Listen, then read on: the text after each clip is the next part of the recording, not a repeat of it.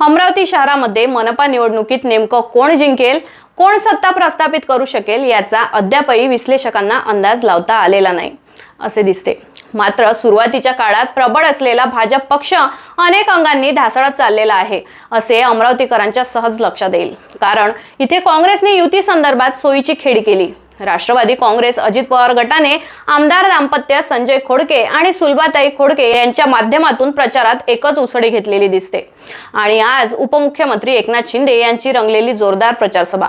अशातच युवा स्वाभिमान पक्षाने भाजपला दिलेले काही ठिकाणचे आव्हान, या सर्व गोष्टींमुळे भाजप बॅकफुटला पडते की काय अशा चर्चा लोक करताना दिसतात।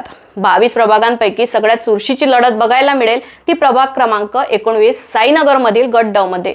तेथे भाजपतर्फे तुषार भारतीय आणि युवा स्वाभिमान तर्फे सचिन भेंडे हे एकमेकांसोबत उभे ठाकलेले आहे। माजी खासदार नवनीत राणा शहरामध्ये इतर ठिकाणी भाजपचा प्रचार करताना दिसतात, तर साईनगर प्रभागामध्ये युवा स्वाभिमानच्या सचिन भेंडे यांचा।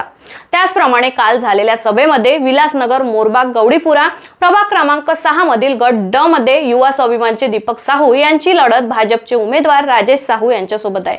तिथे नवनीत राणा यांनी भाजप विरोधात उघडपणे प्रचार केला आणि युवा स्वाभिमानच्या दीपक साहू यांना निवडून देण्याचे आवाहन जनतेला केले। यामुळे मतदारांमध्ये सध्या कमालीचे कुतूहल आणि संभ्रमाचे वातावरण निर्माण झालेले आहेत।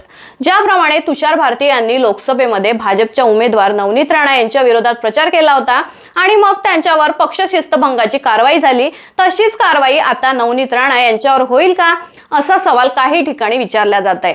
मात्र राज्यसभा खासदार डॉक्टर अनिल बोंडे यांनी यावर राणा यांच्या संदर्भात मवाळ भूमिका घेत लोकांना भाजपच्याच माणसाला निवडून द्या असे आवाहन केले।